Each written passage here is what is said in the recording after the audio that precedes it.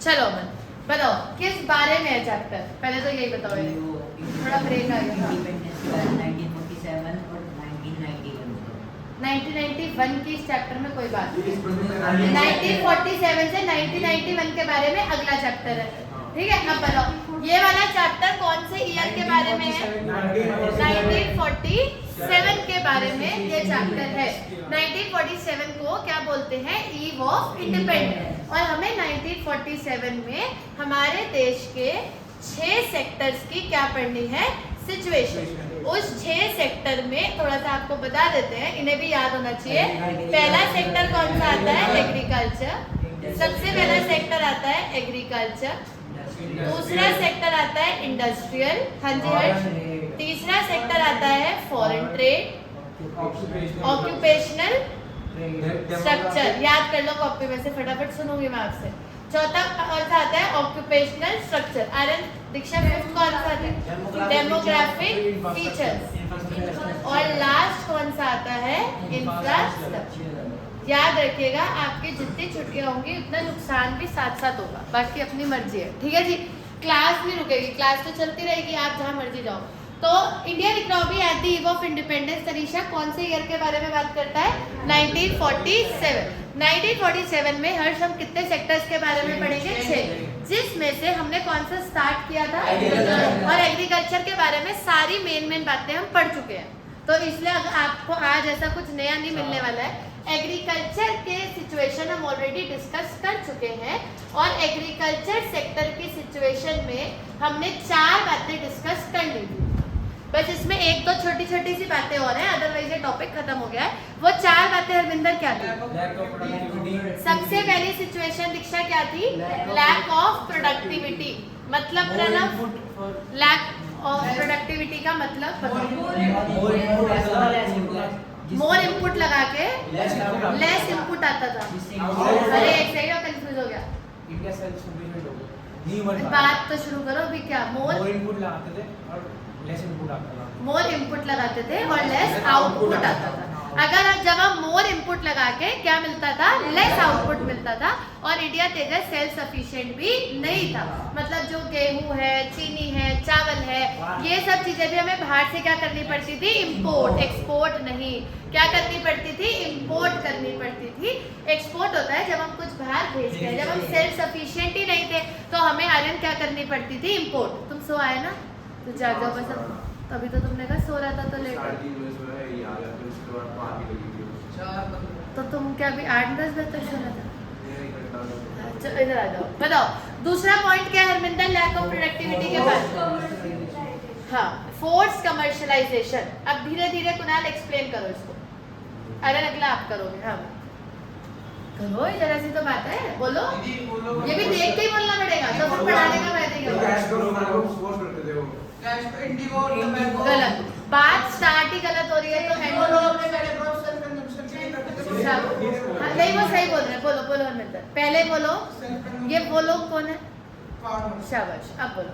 Farmers पहले अपने self consumption के लिए ग्रो करते थे, फिर जब ब्रिटिशर्स आए उन्होंने कैश क्रॉप उगाने के लिए फोर्स नहीं करा, उन्हें सिखाया कि कैश क्रॉप्स ग्रो करने चाहिए।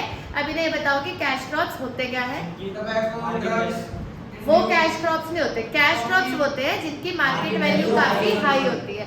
इसमें वो एग्जाम्पल है, अल्कोहल, कॉफी, ये सब एग्जाम्पल्स है। लेकिन कहने का मतलब ये है व्हाट इज कैश क्रॉप, जिनकी मार्केट वैल्यू काफी ज्यादा है। अब गेहूं बेच के उतना पैसा नहीं मिलेगा ना जितना ड्रग्स बेच के मिलेगा। तो कहने का मतलब ये था कि वो लोग अपने सेल्फ कंजम्पशन के लिए ग्रो करते थे, बट ब्रिटिशर्स ने दीक्षा ये एक तरीके से इन्फ्लुएंस करा लोगों को कि आपको अपनी लैंड पर कैसे क्रॉप्स उगाने चाहिए, कैश क्रॉप। बट वो इस चीज के लिए फोर्स करते थे कि कैश क्रॉप्स में आप इंडिगो और ड्रग्स उगाओ। होते और भी हैं, लेकिन वो कहते थे कि ये उगाओ जिससे कि किसको फायदा हो? ब्रिटिशर्स को। ब्रिटिशर्स को कैसे फायदा होता था इस चीज से? कौन? एक्सपोर्ट करते थे हाई रेट पे, तो इसलिए उनको फायदा होता था। लेकिन इससे इंडिया को क्या नुकसान हुआ? लैंड की फर्टिलिटी धीरे धीरे खत्म हो गई और काफी साल तक लैंड एक बंजर लैंड की तरह बन गया जिसमें कुछ भी ग्रो कल्टीवेट आदमी नहीं कर सकता। तीसरी सिचुएशन बोलो क्या थी? Small and fragmented land. चलो भैया बताइए क्या होता है स्मॉल एंड फ्रेगमेंटेड लैंड? टुकड़ा लड़ाता लगेगा। हर फार्मर के पास, अब बोलो, small area of land different places पे होता है। आगे की बात तो क्या होता है, मतलब फार्मर के पास लैंड होती है छोटी-छोटी जगह पे छोटी-छोटी। इससे होता क्या है, मतलब प्रॉब्लम क्या वो है? एक बहुत बड़े स्केल पे ग्रो नहीं कर सकता। तो उनको एक ही क्रॉप एक ही चीज उसमें डिवाइड कर दो, फिर उसका लॉस हो। एग्जैक्टली, तो फार्मर के पास कैसी लैंड होती थी? स्मॉल होल्डिंग्स होती थी अलग अलग जगह पर। तो उससे होता क्या था, अगर उसको वही एरिया एक साथ एक जगह पर मिल जाए तो वो अच्छे लेवल पर प्रोडक्शन कर सकता है, बट क्योंकि वो बटा हुआ था, स्मॉल एंड फ्रेगमेंटेड, तो वो कल्टीवेशन अच्छे से नहीं कर पा रहा था। और the very very very very very important, उस टाइम पे कौन सा सिस्टम चल रहा था? Also called as land settlement system. Revise कर दीजिएगा। अमन आप शुरू करेंगे, क्या था ये? तीन पार्टनर्स में था, ब्रिटिश गवर्नमेंट पार्टनर्स में ही है, तीन लोगों के बीच में। तीन लोगों के बीच में था। ब्रिटिश चलो, गवर्नमेंट, जमींदार और टीनेंट्स। इसमें टीनेंट्स जमींदार को रेंट देते थे और जमींदार उनको फोर्स करते थे कि वो क्रॉप का भी शेयर दे, और उसमें जमींदार की हेल्प ब्रिटिश गवर्नमेंट करती थी, जिससे जमींदार उनको रेवेन्यू का शेयर भी देते थे ब्रिटिश गवर्नमेंट को। आगे तो है। और सपोर्ट करती थी जमींदार को। हाँ, क्यों कह रहा है कि सपोर्ट करती थी? क्योंकि जमींदार बदले में उसको शेयर, रेवेन्यू का शेयर भी देते थे। आगे और हाँ, rich farmers were exploiting the poor farmers. अब खत्म हो गया। इसे कौन सा सिस्टम बोलते हैं? Zamindari system. Zamindari system was a triangular system. इन्होंने पार्टनर बोला ना, zamindari system was a triangular system between three people, zamindar, tenant and British government. तो zamindar used to charge crop as well as rent from the farmer, और इसके लिए वो ब्रिटिश गवर्नमेंट को कहते थे कि हम इन्हें एक्सप्लॉइट कर रहे हैं तो हमें करने दो, हम आपको भी रिवेन्यू का शेयर दे देंगे, मतलब आपके पास अपना हिस्सा पहुंच जाएगा और आप हमारे साथ रहो। जिससे कि रिच फार्मर्स जो होते थे वो पुअर फार्मर्स को क्या करते थे? एक्सप्लॉइट। क्योंकि जो बंदा अल्टीमेटली काम करता था, मेहनत करता था, उसको कुछ भी नहीं मिलता था। कुछ पैसे तो उसके किराए देने में ही चले जाते थे जमीन का, और कुछ पैसे क्योंकि उसका क्रॉप भी ले लेते थे तो उसके पास कुछ बचता ही नहीं था। तो अल्टीमेटली पुअर फार्मर पुअर ही रह गया, because rich farmer were exploiting the poor farmer. Clear है दीक्षा? आज भी हमारे देश में ऐसा ही है कि rich people use to exploit the poor people, इसलिए शायद पुअर पीपल पुअर ही रह जाते हैं, उन्हें कभी रिच बनने का चांस ही नहीं मिलता। क्लियर है हर्ष? फिफ्थ बात शुरू करते हैं। चलिए, ये सारी मेन बातें तो हो ही चुकी हैं, लेकिन फिर भी एक आधी बात जो छोटी मोटी सी रह गई वो ये है, एक सिचुएशन और है, एक पॉइंट और है जो हमारे लैंड एग्रीकल्चर सेक्टर की सिचुएशन को दर्शाता है, वो है लैक ऑफ टेक्नोलॉजी। कि 1947 में हमारे पास हरविंदर किसी भी प्रकार की ना तो कोई मशीनें थी, ना ट्रैक्टर वगैरह थे, कुछ भी नहीं था हमारे पास। तो जो भी खेती बाड़ी, फसल वसल जो भी होता था वो सब आदमी अपने हाथों से ही काम करता था, मैन पावर से ही काम होता था। कोई मशीनें नहीं थी, कोई मोटर नहीं, कोई पंप नहीं। अगर पानी चाहिए तो पानी का एक ही साधन होता था, दैट इज रेनफॉल। आपने देखा भी होगा कि बारिश होगी तो, है ना, आपने वो लगान पिक्चर देखा, बारिश होगी तो क्रॉप कल्टीवेट होगा, अदरवाइज वैसे का वैसे ही रहेगा। आज के टाइम पे क्या है, जैसे मान लो बारिश नहीं हो रही है तो गवर्नमेंट ने मोटर लगा रखी है, पंप लगा रखी है, पानी फसल तक पहुंच जाता है, फसल उग जाती है। बट उस टाइम पे ऐसा ना मोटर थी, ना पंप थे, ना मशीनें थी, ना ट्रैक्टर थे, कुछ नहीं था। तो that was called as lack of technology, कि हमारे एग्रीकल्चर सेक्टर में टेक्नोलॉजी नहीं थी। और हम लोग कैसे मीन्स यूज कर रहे थे? That is traditional means of farming. हमारे देश में ट्रेडिशनल मीन्स ऑफ फार्मिंग को यूज किया जाता था। कोई इरिगेशन की सुविधा नहीं थी। फसल में पानी पहुंचाने को क्या बोलते हैं हर्ष? Irrigation facility. तो कोई इरिगेशन फैसिलिटी नहीं थी, कोई मशीनरी नहीं थी, हमारे पास कुछ भी अवेलेबल नहीं था। और एक लास्ट बात और, that is difference between owner of land, ये तो वैसे मैं बता चुकी हूँ पर ये बुक में एक पॉइंट है तो मैं लिख देती हूँ, एंड टिलर ऑफ लैंड। क्या मतलब है आर्यन इस बात का? और दोनों क्या होते थे? डिफरेंट होते थे। यही सबसे बड़ी प्रॉब्लम थी।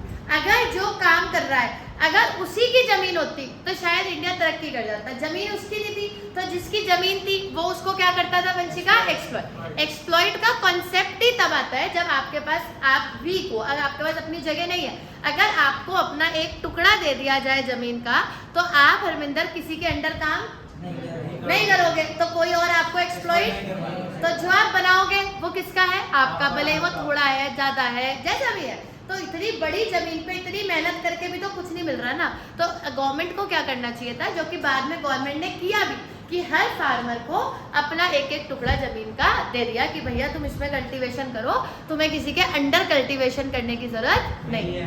क्लियर है? लेकिन ऐसा बाद में हुआ।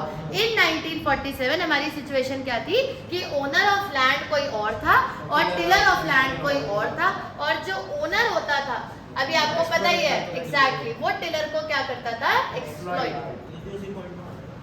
जमींदारी सिस्टम में आ गया, बट ये अलग से मेंशन है तो मैंने बता दिया। ठीक है जी, तो ये हमारे कौन से सेक्टर की हर सिचुएशन है। मैं आपको ना जगाऊं, आपको ऑलरेडी बहुत नुकसान हो रखा है, तो बेटर है कि आप सुन लो। ठीक है भाई, बताइए हरमिंदर, तो एग्रीकल्चर सेक्टर के कितने पॉइंट्स हो गए? 6। अच्छे से रट लो, 6 नंबर का क्वेश्चन है ये। एग्रीकल्चर सेक्टर की सिचुएशन 1947 में क्या थी? नंबर 1, लैक ऑफ प्रोडक्टिविटी थी। हम बहुत इनपुट लगाते थे बट उतना आउटपुट तरीका नहीं आता था, और इसलिए इंडिया सेल्फ सफिशिएंट भी नहीं था। हरमिंदर सीधे बैठिए। फोर्स कमर्शियलाइजेशन होता था। पहले फार्मर अपने सेल्फ कंजम्पशन के लिए ग्रो करता था, पर ब्रिटिशर्स ने उसे कैश क्रॉप, फिर उसमें इंडिको ड्रग्स आ गए, फिर उससे हमारी लैंड की फर्टिलिटी खराब हो गई। Small and fragmented land, farmer के पास लैंड तो था पर छोटे छोटे टुकड़े में बटा हुआ था, जो एक तरीके से वेस्ट हो रहा था। तो अगर उसे सारा एक जगह मिलेगा तभी तो वो कुछ कल्टीवेट कर सकता था। जमींदारी सिस्टम बहुत बड़ी प्रॉब्लम थी कि रिच फार्मर जो था वो पुअर फार्मर को क्या कर रहा था? एक्सप्लॉइट कर रहा था। लैक ऑफ टेक्नोलॉजी भी एक बहुत बड़ी प्रॉब्लम थी कि ना मोटर थे ना पंप थे, पुराने ही तरीकों से फार्मिंग हो रही थी। और लास्ट आता है कि ओनर ऑफ लैंड कोई और था, टिलर ऑफ लैंड कोई और था, which is the biggest problem, जिस वजह से ओनर ऑफ लैंड जो अमन होता था वो टिलर ऑफ लैंड को क्या करता था? एक्सप्लॉइट। तो कभी भी एग्रीकल्चर सेक्टर में तरक्की हो ही नहीं पाई। इसका एक क्वेश्चन और है, वो भी मैं यहाँ पे मेंशन करना चाहूंगी। कई बार टीचर एग्रीकल्चर सेक्टर की सिचुएशन ना पूछ के एक बड़ा प्यारा सा क्वेश्चन देता है कि व्हाई इंडियन एग्रीकल्चर, बहुत ध्यान से सुनना मेरी बात को, was stagnant in British Raj. Stagnant का मतलब होता है रुका हुआ, कि तरक्की क्यों नहीं कर पाया। मतलब आपको ऐसी क्या बात है कि इंडियन एग्रीकल्चर काफी लंबे समय तक डेवलप नहीं हो पाया, मतलब तरक्की नहीं कर पाया। क्या हो गया? हमें स्टेगनेंट हो गया। क्या हो गया बाबू? स्टेगनेंट हो गया। मतलब लंबे देखा जाए तो 10-20 साल तक या 50-100 साल तक हमारा एग्रीकल्चर वही का वही था, कुछ हो ही नहीं रही तरक्की, कुछ अप डाउन कुछ तो होता है ना। तो हमारा एग्रीकल्चर स्टेगनेंट रहा। ऐसा क्यों हुआ? तो यही सारे पॉइंट्स हैं, इसमें से ही उठा के लिखने हैं। एक तो क्या लिखना है? जमींदारी सिस्टम, दूसरा लिखना है difference between owner and tiller, और तीसरा लिखना है फोर्स कमर्शियलाइजेशन। अगर आपसे अलग से क्वेश्चन पूछा जाता है कि इंडियन एग्रीकल्चर इतने टाइम तक स्टेगनेट क्यों रहा, तो इन 6 में से हर्षम कौन से 3 लिखेंगे? फोर्स कमर्शियलाइजेशन, जमींदारी सिस्टम और difference between owner of land and tiller of land. But अगर वो मुझसे पूछेंगे वंशिका की क्या सिचुएशन थी एग्रीकल्चर की, तो फिर तो वो सारी ही है, सिचुएशन सारी है। लेकिन ये जो 3 है जो मैंने मार्क करे हैं, ये हरमिंदर बड़े कारण है। वो जो बचे हुए 3 है वो प्रणव छोटे कारण है, लेकिन ये जो 3 है ये सबसे बड़े कारण है जिस वजह से एग्रीकल्चर सेक्टर तरक्की नहीं कर पाया। और इन तीनों में भी सबसे बड़ा कारण आयरन कौन सा है? जमींदारी। खुद ही बोल दिया आपने, दैट इज जमींदारी सिस्टम, जिस वजह से आज तक एग्रीकल्चर तरक्की नहीं कर पाया। तब की तो बात ही छोड़ दो, क्योंकि आज भी गांव में कहीं ना कहीं कोने में आज भी करप्शन है, तो आज भी जमींदारी सिस्टम चलता है। आज भी जो रिच फार्मर है वो आयरन पुअर फार्मर को क्या करने की कोशिश, बड़ा सब्जी वाला छोटे सब्जी वाली को एक्सप्लॉइट करने की कोशिश करता है। हम फार्मर की बात कर रहे हैं, तो आज भी जमींदारी सिस्टम एग्जिस्ट करता ही है कहीं ना कहीं, लेकिन गवर्नमेंट इसको बंद कर चुकी है। और यही सबसे बड़ा कारण है कि इंडियन एग्रीकल्चर स्टेगनेंट हो गया। आप ये देखो, जैसे बच्चा है वो बोलेगा मुझे डॉक्टर बनना है, मुझे लॉयर बनना है, कोई ऐसे भी नहीं बोलता कि मुझे फार्मर बनना है, जबकि फार्मिंग के बिना शायद हमारे पास कुछ खाने के लिए भी नहीं होगा। तो बट वो चीज़ जो है, वो जो ऑक्यूपेशन है, वो अपनी वैल्यू ही नहीं बना पाया, क्योंकि एग्रीकल्चर काफी टाइम तक क्या रहा? स्टेगनेंट। इसमें कुछ डेवलपमेंट नहीं हुआ। आपको पता है अंग्रेज जो बच्चे होते हैं, जो फॉरेनर बच्चे होते हैं, वो लोग ये सब करते हैं। मतलब बच्चे फार्मिंग में जाते हैं, बी फार्मर की पढ़ाई करते हैं, सीखते हैं कि कैसे वेजिटेबल्स ग्रो होते हैं, क्योंकि आपको नहीं पता ये बहुत बड़ा बिजनेस है। और इंडिया में एग्रीकल्चर बेटा जी एक इकलौता ऐसा बिजनेस है जिसमें कोई टैक्स नहीं लगता, पर फिर भी इसके बारे में कोई नहीं सोचता। मतलब आप ये देखो बाकी सब जगह 30% टैक्स आ रहा है, एग्रीकल्चर का कुछ भी करो, कुछ भी A से लेके Z तक आप पे कोई टैक्स नहीं है, लेकिन फिर भी बच्चे इस लाइन में नहीं जाते, जबकि ये सबसे इम्पोर्टेंट लाइन है, इसमें तो जाना चाहिए। अगर आपको पैसे कमाने हैं तो आपको एग्रीकल्चर सेक्टर की लाइन में जाना चाहिए। देखो कितने millions of people vegetable, fruit, आपका वीट, राइस, यही सब तो कंज्यूम करते हैं, तो इसकी ग्रो करने की मार्केट सोचो कितनी बड़ी होगी। और विदाउट टैक्स आपको 1 रुपए का भी टैक्स नहीं भरना, कोई लीगल फॉर्मेलिटी नहीं है, कोई लाइसेंस नहीं है, तो ये सब चीजें बच्चों को अवेयर ही नहीं कराई जाती। इसलिए इंडियन एग्रीकल्चर हर्ष काफी टाइम से क्या है, क्लियर। चल करेंगे लोग। और एक वो थी जो कल याद आएगी, 3 हो गई ना। चलो 3 टाइप्स की इंडस्ट्रीज थी बेटा जी, और ब्रिटिशर्स ने 1947 में, तनिषा वंशिका सुनेंगे बाद में लिख लीजिएगा, इंडस्ट्रियल सेक्टर के अंदर हम 3 इंडस्ट्रीज के बारे में पढ़ेंगे प्रणव। सबसे पहली इंडस्ट्री है that is handicraft industry, handicraft goods वाली, ठीक है। दूसरी इंडस्ट्री है कैपिटल गुड्स वाली, और तीसरी इंडस्ट्री है कंज्यूमर गुड्स वाली।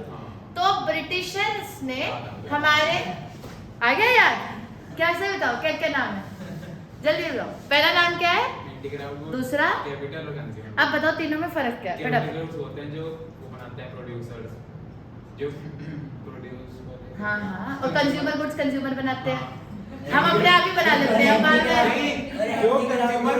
जो कंज्यूमर कंजप्शन करता है, हाँ, और कैपिटल होता है जो प्रोड्यूसर। तो ये जो प्रोड्यूसर गुड्स बनाता है ये अपने लिए बनाता है, नहीं, रॉ मटेरियल्स होते हैं ऐसे। ये रॉ मटेरियल्स होते हैं। चल गुड, वैसे सही बोला आपने, बट थोड़ा सा क्लैरिफाई कर देते हैं। हाँ, ब्रिटिशर्स, देखो ध्यान से सुनना तुषार, ब्रिटिशर्स ने हमारी 3 इंडस्ट्रीज पर असर डाला है। सबसे पहली हैंडीक्राफ्ट, दूसरी कैपिटल गुड्स, तीसरी कंज्यूमर गुड्स। हैंडीक्राफ्ट जो सामान हाथ से बनता है, कैपिटल गुड्स इंडस्ट्रीज होती है, मतलब हैंडीक्राफ्ट ऑब्वियसली है, ठीक है। व्हाट इज हैंडी, फोन आ रहा है,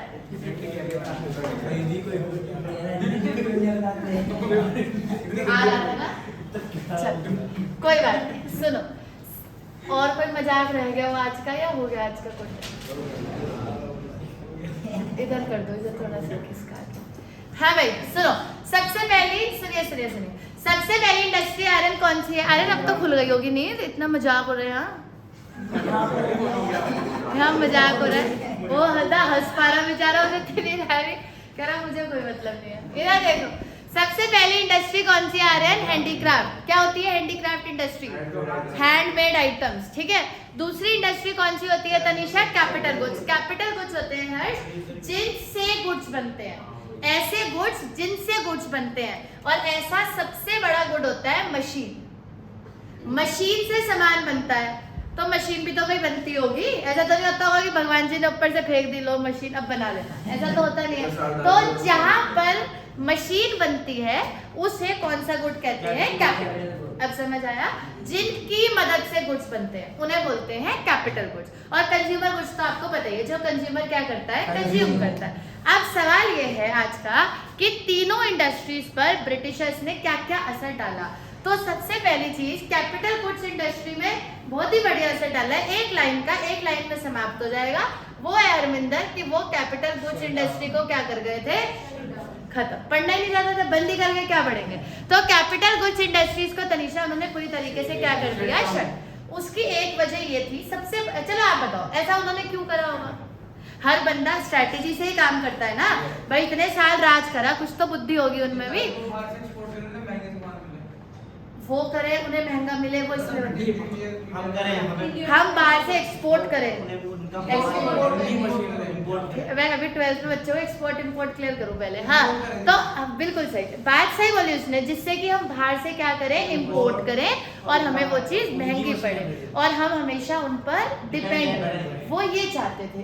इसके पीछे उनकी सबसे मेन वजह ये थी कि इनकी देखो, आप गुड्स बना लोगे, लेकिन गुड्स बनाने के लिए क्या चाहिए तनिषा? मशीन चाहिए। मशीन के बिना तो नहीं बना सकते ना।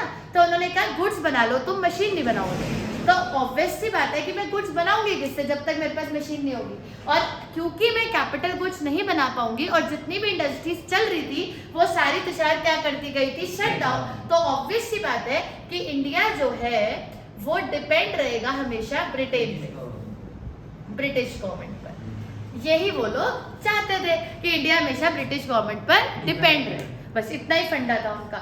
दूसरी चीज, कंज्यूमर गुड्स पर उन्होंने अप्लाई करी डिस्क्रिमिनेटरी टैरिफ पॉलिसी। बहुत अच्छे अच्छे वर्ड्स हैं, ध्यान से सुनिएगा। कौन सी पॉलिसी लगाई थी शायद? Discriminatory tariff policy. टैरिफ क्या होता है?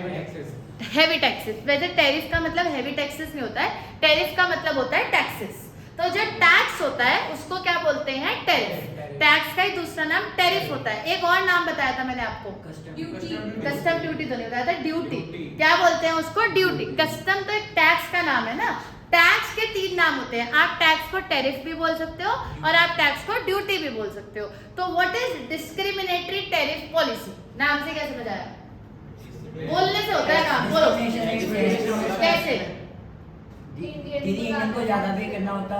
हाँ, मतलब अगर बड़ा सिंपल सा सिस्टम था। जब वो इम्पोर्ट करते तो उनको ज्यादा मतलब ज्यादा टैक्स देना पड़ता। Very good. और एक्सपोर्ट पे कम टैक्स। अगर आप ब्रिटिशर्स को सामान दोगे तो कम टैक्स लगेगा क्योंकि उन्हें पे करना है, पर जब ब्रिटिशर्स आपको देंगे तो ज्यादा टैक्स लगेगा। ये पॉलिसी भी वो लोग यहाँ से बना के गए जिसका नाम क्या था? अरे discriminatory tariff policy. Discriminatory tariff policy ये कहती थी कि इंडिया कुछ भी इंपोर्ट एक्सपोर्ट करेगा, अगर कुछ भी एक्सपोर्ट करेगा ब्रिटेन को तो कम टैक्स लगेगा और इंपोर्ट करेगा तो ज्यादा टैक्स लगेगा। लेकिन ये अब हम बाद में बढ़ेंगे, ये सब बातें बाद में। अभी फिलहाल हमारा ध्यान सिर्फ किस पे है? हैंडी। ये सब अभी हम मिटा देते हैं, अभी हम इसे और अच्छे से पढ़ेंगे।